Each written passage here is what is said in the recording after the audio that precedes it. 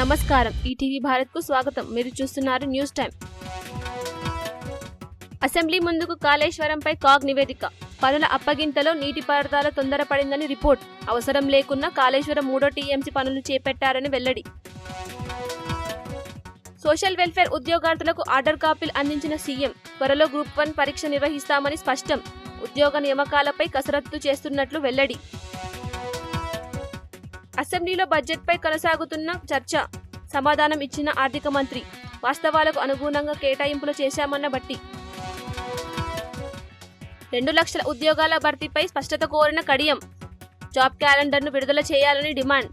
గత ప్రభుత్వం పూర్తి చేసిన నియామకాలను తమవిగా చెప్పుకుంటున్నారని మండిపాటు. సచివాలయం ప్రాంగణంలో రాజీవ్ విగ్రహం ఏర్పాటుపై కవిత అభ్యంతరం.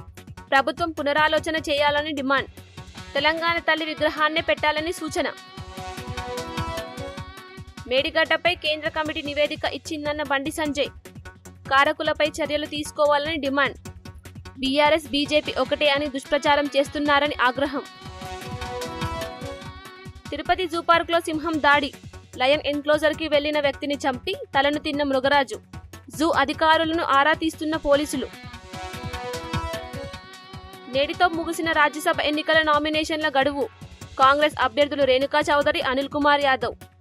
బీఆర్ఎస్ రాజ్యసభ అభ్యర్థిగా నామినేషన్ వేసిన వద్దిరాజు రవిచంద్ర. ఎలక్టోరల్ బాండ్ స్కీమ్పై సుప్రీంకోర్టు సంచలన తీర్పు. రాజ్యాంగ విరుద్ధమని వెల్లడి. ఒకే అభిప్రాయంతో 2 తీర్పులు ఇచ్చిన 5 సభ్యుల ధర్మాసనం. ఇవి ఇప్పటి వరకున్న ప్రధాన అంశాలు. మరిన్ని తాజా అప్డేట్ కోసం www.etvbharat.com వెబ్సైట్ను సందర్శించండి.